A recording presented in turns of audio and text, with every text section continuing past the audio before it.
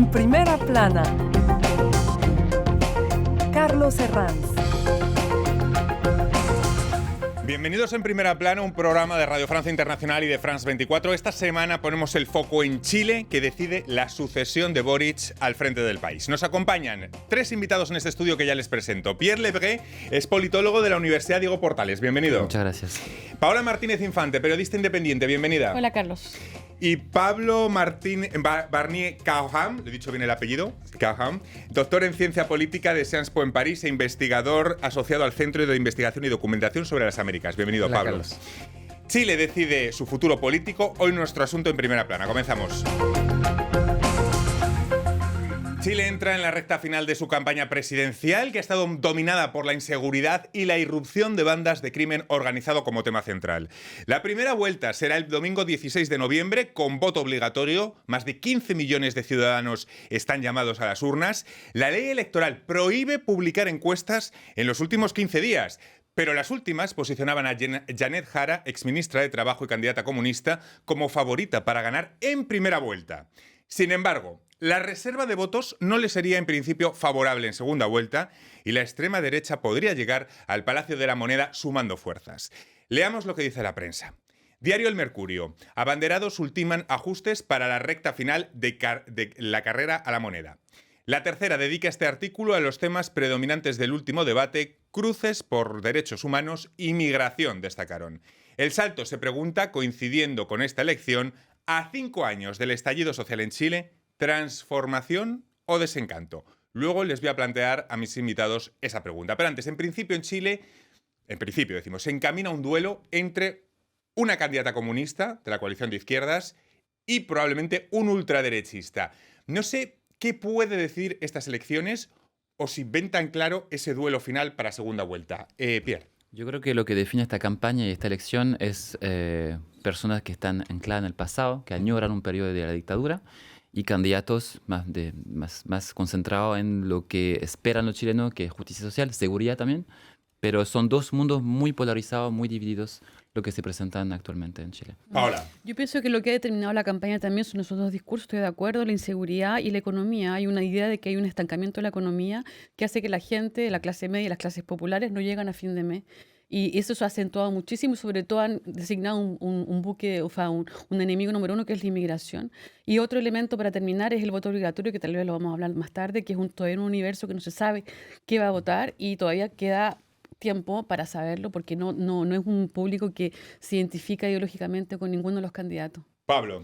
No, y si comparamos con la campaña presidencial precedente de 2021, tenemos un cambio radical del tema de justicia social que predominaba en la época anterior y ahora un contexto que se focaliza casi solamente en tema de seguridad asociado a la migración, mientras que los temas de justicia social que sí están un poquito, están fuera casi del debate, y candidatos que se apoyan sobre esa propuesta como Janet Jara no tiene posibilidad de hacerse escuchar con esos temas. Claro, luego les voy a preguntar por las temáticas, pero eso quiere decir que si la agenda, las temáticas de la agenda las domina la ultraderecha, algo habrá hecho bien en posicionar esos temas en la campaña. Si consideramos que la ultraderecha tiene más reserva de votos de cara a la segunda vuelta, Pierre, difícil lo va a tener la candidata de la coalición de izquierdas, Janet Jara, exministra del Trabajo, ¿no? Porque si luego suma a la derecha... Yo creo que hay que ser muy prudente, lo vimos en Argentina, las encuestas se equivocaron, se pueden equivocar esta vez también. Efectivamente hay un discurso muy enfocado en la seguridad, por parte de la derecha, por parte de los medios de comunicación, que han dominado esa agenda también, que los medios también instalan una cierta agenda. Y el voto obligatorio, que muy bien decías tú, que no sabemos muy bien cómo va a ser. Y la segunda vuelta, si Jara se enfrenta a Kaiser, por ejemplo, es probable también que sea muy polarizado y que Jara pueda quizás ganar la presidencia con el voto femenino más movilizado, con el voto joven más movilizado también. Paola, ¿ven más fuerte esa unión de derechas en segunda vuelta contra Jara? ¿Qué reservas de voto tendría la candidata de izquierdas entonces? Es complicado decirlo porque de verdad que si bien Janet Jara forma parte de esta coalición de izquierda, ella ya cumplió a tope, digamos, la gente que podría votar por ella. Está alrededor de los 27%, 30%. Le hacen falta todavía 3, 4 puntos más para estar seguro de que si una segunda vuelta eventual con Kast, yo pienso que lo más probable, o Evelyn Matei, podría ganar. El problema acá, o sea, el problema, o tal vez la garantía para la derecha, es que la derecha se puede haber una coalición y todas esas derechas juntas podrían efectivamente hacer ganar un candidato de sus bandos. Aún lo que tú decías, y yo insisto sobre el voto obligatorio, es súper complejo saberlo. Una, porque las encuestas se pararon hace 2 semanas, o sea que todavía estamos en este periodo de beta de encuestas. Y segundo, por ese universo de gente que aún no sabe por quién apostar, digamos, y que es bastante incierto, de alguna manera, ese voto obligatorio, qué es lo que va a determinar en la segunda vuelta.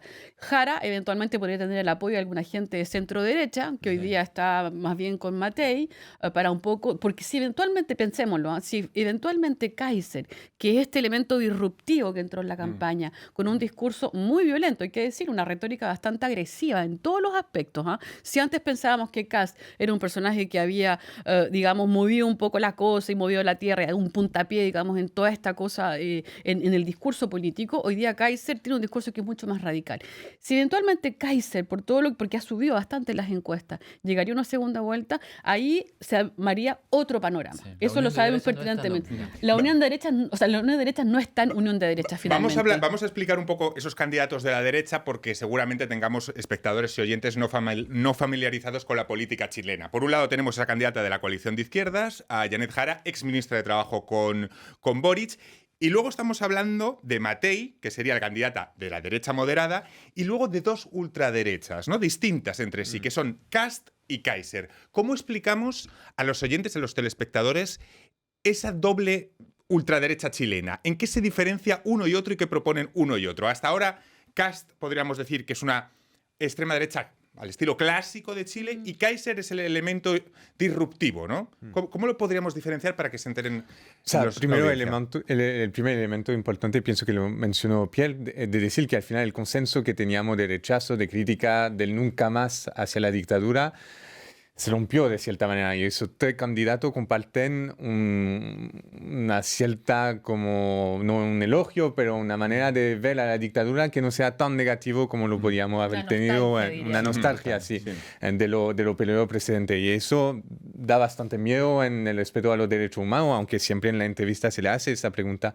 a esos 3 candidatos de decir, ¿van a respetar los derechos humanos? Y como hay un consenso sobre esa fórmula de derechos humanos, dicen que sí, pero por otro lado tenemos esa contradicción con la dictadura y los elementos que se pueden sacar y tener nostalgia hacia ello. La otra cosa es que tenemos sí diferencia. Tenemos que Matei viene de un campo más moderado de la derecha, Kast que logró institucionalizarse, como lo decía Pierre, en comparación a Kaiser, y en eso le sirvió a Kast a tener como una posición mucho más presidencial, mucho más institucionalizada, como decía, en comparación a Kaiser, que tiene un discurso mucho más radical, y eso le permite posicionarse como un posible candidato a la presidencia, que puede tener como esa postura presidencial que después le podía jugar en favor en la segunda vuelta, lo que quizá le faltó frente a Boric, que Boric logró movilizar con un discurso de decir, no, la extrema derecha no puede llegar al poder, y hoy en día ese discurso parece que no está tan fuerte en la sociedad chilena. Es decir, dentro del duelo de extremas derechas, para que la gente se haga una idea, Kaiser vendría a ser el Milei chileno, el elemento que llega, y digamos contra Kast, que sería una extrema derecha institucionalizada, que ya forma parte del mainstream chileno, ¿no? Eso es lo que trató de hacer Kast. Es decir, cuando tuve los meetings, todas las banderas, no sé qué, muy personalizado ahí en el escenario, y Kaiser, que usa mucho las redes sociales, mucho más en el discurso de la ruptura. Pero los 3 para mí son lo mismo. Están alabando el periodo de la dictadura, están hablando de venganza cuando no hablan de las familias de detenidos desaparecidos que están buscando sus seres queridos. Estamos en ese periodo 2025 en 2 mundos muy divididos en Chile. La polarización es extrema, diría yo. Si ustedes fueran Janet Jara, la candidata de izquierdas, ¿a quién preferirían en la segunda vuelta enfrentarse para llegar al poder? Es decir, ¿contra quién lo tiene más fácil? Eso casi es tomar posición, pero yo diría que para mí Janet Jara tiene más posibilidades de ganar si Kaiser pasa a segunda vuelta, porque la violencia del discurso es tan importante que yo creo que hay votantes de Matei de centro que votarían Janet Jara porque tiene más estabilidad y responde también más a las demandas de los chilenos, que no es solamente seguridad. Hay gente en la calle que te dice, sí, necesitamos seguridad, pero también queremos empleo para nuestros hijos, queremos seguridad social, salud. Entonces, también hay una dicotomía ahí que hay gente que va a votar Kaiser, pero pueden estar muy decepcionados muy rápidamente, como lo está pasando también un poco en Argentina. Sí, Pablo. Y por otro lado, pienso que hay que matizar un poco esa postura de Kast como un personaje institucionalizado que hace parte del campo político chileno, porque lo vimos cuando tuvieron la mayoría en el Consejo Constitucional, que fue este segundo proceso constitucional después del primero que fracasó. Hubo una gestión muy mala al final. Entonces también el partido, hasta qué punto está listo en gobernar, eso es difícil decirlo. Y esa figura, esa postura institucionalizada, es interesante matizarla también. Paola. También me gustaría decir que los tres candidatos de la derecha, y sobre todo Kast y Kaiser, realmente apuntan a un discurso que es súper visceral, digamos, ¿ah? Apuntan como un poco un discurso trumpista. Los inmigrantes son los culpables, la inseguridad, yo voy a tener mano dura, ¿cierto? Y detrás de eso no hay poca sustancia. Cuando uno le pregunta a esos candidatos, o en los debates, o también en las entrevistas, cuando tienen que cifrar o tienen que dar soluciones reales, se quedan callados, no saben mucho qué decir, porque va más allá de la punchline, como se dice, ¿no? De la frase que rompe y que disrumpe.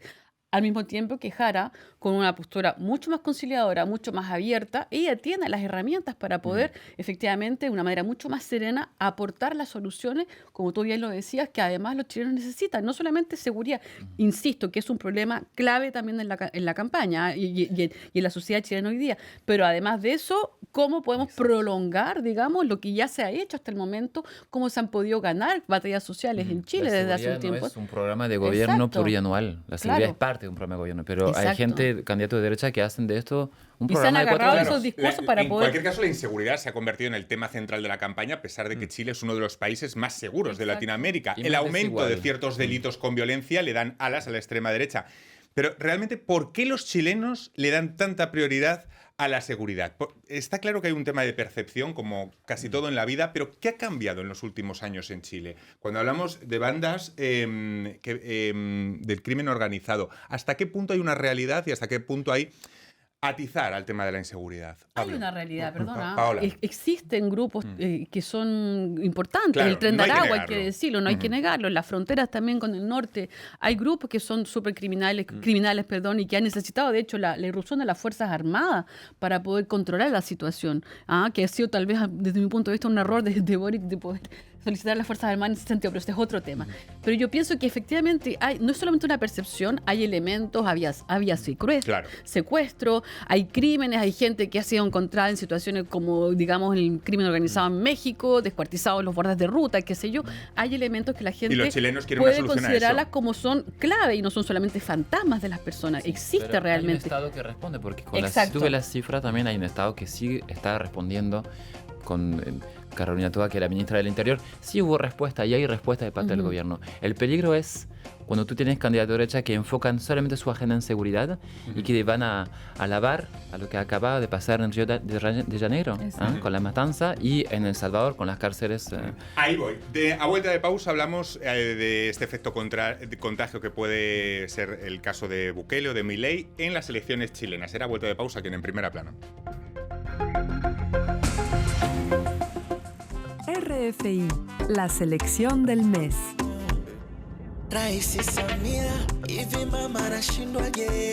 Harmonize.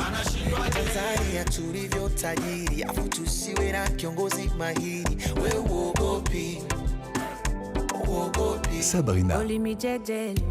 Jegeli do me something they never do before. Where you they trigger me, mon bébé, chérie, oh mi amor. Holy me jegeli. Los Eclipses.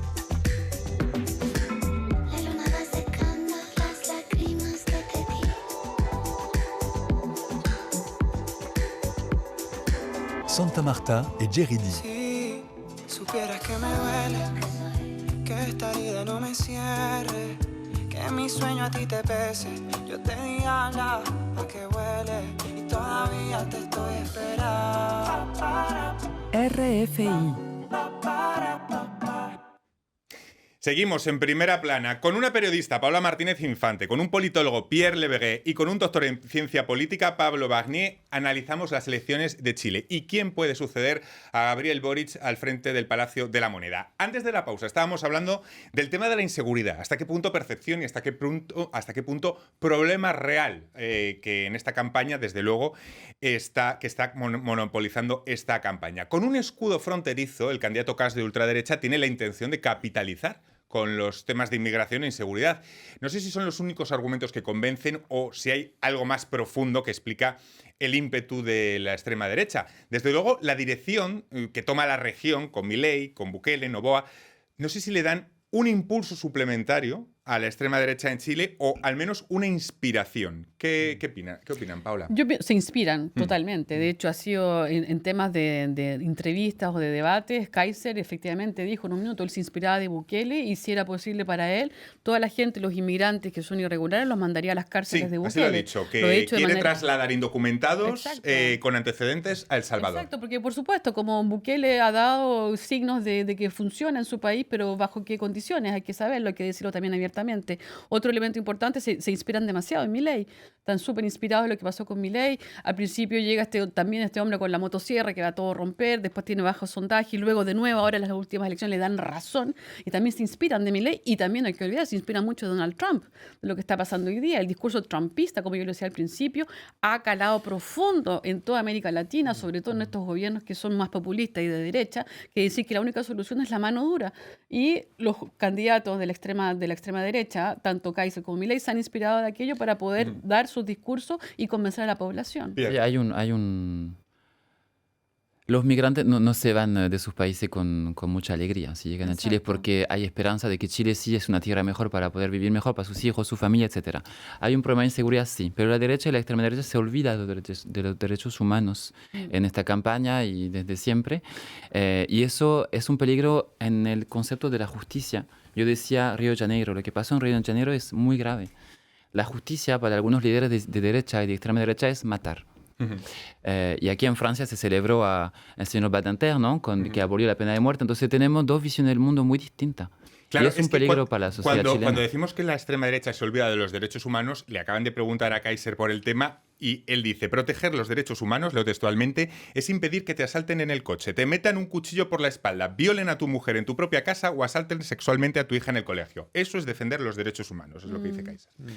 Y está por la pena de muerte al mismo tiempo. Sí, y otro elemento que es importante saltar, pienso, que es ese discurso alrededor del pequeño emprendedor, de la posibilidad de crecer económicamente, que fue un discurso que un legado de la dictadura de cierta manera asociado al neoliberalismo y que eso permite contrastar un poco con el gobierno de Boric, que reúne a Matei, Kast y Kaiser con la posibilidad que al final los migrantes son la gente que roban los empleos, como lo dicen ellos, y que los chilenos pueden volver a crecer gracias a los pequeños emprendimientos, gracias a la pequeña empresa y el pequeño comercio, que al final lo impide un gobierno de izquierda o lo impide la migración. Y ese discurso económico, que también fue el que funcionó en el rechazo del primer proceso constitucional, también permite a esos candidatos hacer un vínculo entre la migración y la situación económica más general del país. Vamos a poner contexto a estas elecciones, porque claro, ya han pasado 5 años de aquel estallido social en Chile, la izquierda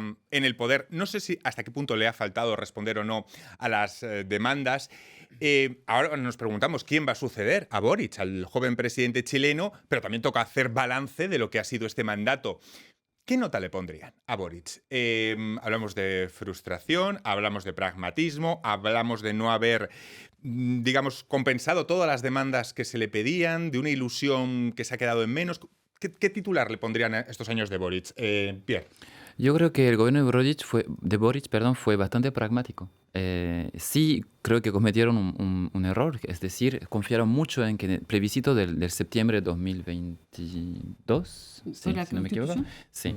Estaban muy confiados que se iba a ganar ese plebiscito. O sea, hubo mucha esperanza, pero no se anunciaron grandes reformas desde el inicio y eso creo que ha sido un error. Pero otro error también ha sido de la clase política de criminalizar el movimiento del estallido social. Las demandas de los chilenos siguen estando presentes. Chile sigue siendo uno de los países más desiguales de la región y creo que esas demandas van a volver a irrumpir en algún momento y en todas las revoluciones y los movimientos sociales muy fuertes. Siempre la derecha trata de rehusar todo esto para restablecer un cierto orden que la sociedad puede escuchar, pero las demandas no están siendo respondidas. Sí hubieron avances en el gobierno y como muy bien lo decías, los avances de Boric son también un poco los avances de Janet Jara, en las reformas pensiones, las 40 horas, la semana de las 40 horas, el aumento del sueldo mínimo. Es decir, Janet Jara puede mostrar en la vitrina un balance como exministra de Trabajo que puede jugar en su activo de cara a estas elecciones. Y es lo que ha hecho hasta el momento. Yo digo de manera muy serena, ella tiene un ambilón, o sea, un respaldo detrás, que son esas tres grandes reformas sociales. Hay que decir algo también, yo pienso que la gente tiene poca memoria. En Chile es un gran problema la memoria. Y durante este estallido social había tanto entusiasmo, era tanta la ruptura que se necesitaba con ese modelo neoliberal que ha hecho estragos increíbles en la sociedad, tanto cualitativos como cuantitativos, ¿cierto?, que efectivamente cuando llega Gabriel Boric al poder, todo el mundo espera que sea el Mesías absoluto y que le salve de todos los males y todos los enemigos. Y eso no existe. Y eso no existen los hombres providenciales. Hay contextos sociales y políticos que son complejos de poder resolver. Estoy de acuerdo contigo en el sentido que fue súper pragmático y en ese sentido lo podemos celebrar. Lo que sí se cometieron errores por falta de experiencia, poca experiencia, digamos, en los asuntos del Estado, políticos y qué sé yo. Sin embargo, pienso yo también que la gente es demasiado exigente e insisto, el tema de la memoria se les olvida de dónde viene Chile y todos los avances que han habido hasta el momento. Por eso cuando hoy día llegan los candidatos de extrema derecha y lo único que hacen es atacar también al gobierno de Boric, es decir, que son una banda de chicos ignorantes, creo que les decían, no, arrogantes y atorrantes también, atención, fueron palabras que se dieron y que se hablaron en la campaña y de mucha descalificación en lo que se ha hecho hasta el momento. La gente se queda con ese discurso de que nada ha pasado. Y solo para terminar, en la franja electoral, en casi todas las campañas que vi, que observé, y vi bastantes, hay una palabra que me llamó la atención, era construir. Vamos a construir un Chile mejor. Es como si el país no existiera. Es como si todo lo que se ha hecho hasta el momento no existiera. Entonces hay una suerte de borrón y cuenta nueva y no hay que olvidar que lo que ha pasado y efectivamente lo que ha hecho Jara como ministra de la Educación son enormes avances sociales para el país. Y la gente se olvida de eso. La candidatura de Janet Jara ha sido un acierto. ¿En qué dirían que se parece o que se diferencia de la de Boric? ¿Y cómo entronca con esas demandas del estallido social chileno de hace 5 años, Pablo? O sea, primero hay que recordar, para volver un poco a Boric, que tenía la oposición que tenía la mayoría en el Congreso. Entonces también eso limita su amplitud de acción, porque no podía hacer pasar la ley que quería y se amplió también la coalición, porque Boric ganó en una coalición en la cual había el Frente Amplio, que ahora es un partido, antes era una elección con el Partido Comunista, y ahora abarcan todo el centro izquierda, entonces una coalición mucho más amplia, y Jara puede utilizar esa unión, esa fuerza de coalición que logró reunir y que le permitiría como abarcar muchísimo más persona chileno y chilena en su voto, pero el otro problema también es que no existe más ese discurso rupturista con el cual llegó al poder Boric en el contexto del estallido social y que le permitió proponer algo nuevo. Entonces también la campaña de Jara sí se puede apoyar en la reforma que logró hacer adoptar e implementar durante el gobierno de Boric, pero por otro lado no tiene ese ímpetus político que tenía Boric en su época. Vamos con más temas. Las mujeres chilenas que han visto progresar sus derechos con Boric, ¿tienen miedo a perder ahora esos derechos con Kaiser en el poder? ¿Cómo va a funcionar en esta elección el voto femenino? Se espera, de hecho, con el voto obligatorio, que vuelve a la elección presidencial en Chile, se espera que el voto femenino esté mucho más movilizado. Se espera también que se inclinan por una candidata que defiende sus derechos. Y al frente, en la derecha, tienes, al menos con Kast y Kaiser, a 2 hombres blancos de extrema derecha que discriminan, que son los mismos que han insultado durante las campañas de Michelle Bachelet, que es una presidenta que es muy querida por los chilenos y chilenas, que también ha sido una figura muy importante para los derechos de la mujer en Chile, que la insultaban abiertamente, ¿no? Que siempre jugaban de esto, que la mujer, que la denigraban. Y el discurso no ha cambiado. Claro, Kaiser dice que va a eliminar el Ministerio de la Mujer. Exacto. Igual que Milei. Es decir, con esas candidaturas de extrema derecha es reducir la mujer a lo que era antes por esa derecha, ¿no? O sea, creo que no es una buena cosa para las mujeres del país. Durante mucho tiempo hemos dicho que Chile, que vota mucho como muchos países europeos, entre posiciones más o menos moderadas. No sé si esto ya no vale. Es decir, ¿dónde están los socialdemócratas y los liberales en esta batalla electoral? Paola. Saltó, yo pienso. Yo pienso que las configuraciones políticas en el mundo entero completamente han pasado y han transgredido. Es que está difuminado, digamos, en Chile ese espacio de la difuminado. socialdemocracia, liberal, moderado, centrista. ¿Dónde están? Incluso te voy a decir, yo escuchando los discursos, nosotros que observamos también la política francesa, encuentra los mismos discursos, digamos. Salvo que lo hablan unos en francés y los otros lo dicen en español. La socialdemocracia no sé dónde está, la izquierda no se sabe dónde está, y de hecho un punto importante, Janet Jara es candidata comunista, pero lo manifestó ayer o antes de ayer en una entrevista, que dijo que en realidad se iba a desolidarizar un poco el Partido Comunista para poder tener una posición mucho más amplia y convencer al máximo de personas, porque, insisto, y ahí lo que tú hablabas también de las fantasmas de la dictadura, recordemos que durante años los comunistas eran considerados como el enemigo número uno, los rojos que se comen a las guaguas, o sea, imagínense el discurso reaccionario que había al respecto. Entonces quiere decir que todos esos partidos políticos tal como son y como han sido estructurados hasta el momento, no sé dónde están. Sin embargo, existen, porque hay que decir que Chile es un país multipartidista. Hay 25 partidos políticos que están ahí, que cada uno con sus ideas. Pero y se ha derechizado en los últimos años, Chile. Sí, totalmente. Yo pienso que nunca ha dejado de ser un país de derechas al mismo tiempo. Lo que pasa es que hay una parte de la población que quería tanto, que necesitaba tanto un despertar social como fue el momento del estallido. Pero de alguna manera, Chile, pienso yo, siempre ha sido un país que está profundamente polarizado y que lo polarizó la dictadura de Pinochet. Tiene todavía sus consecuencias, esos 17 años de dictadura y el modelo neoliberal que instalaron en el país durante tantos años. Me quedan unos segundos, Pablo. Y también vemos que hay esa contradicción que vuelve entre, por un lado, una demanda de justicia social y, por otro lado, esa demanda de emprender, de poder crecer un poco más y de tener su propio comercio. Y lo vimos en los dos procesos constitucionales, con dos propuestas de texto que fueron antagónicas, y por un lado, una justicia social muy fuerte, y por el otro lado, la posibilidad, sí, de dejar como el libre mercado ejercer su regla y que no haya tanta regulación por parte del Estado. Pues muy emocionante. Muchísimas gracias a los tres por habernos propuesto todas las claves de las elecciones de Chile. Nosotros estaremos muy atentos aquí en RFI, en France 24, a las elecciones. Nos vemos la semana que viene en Primera Plana. Gracias.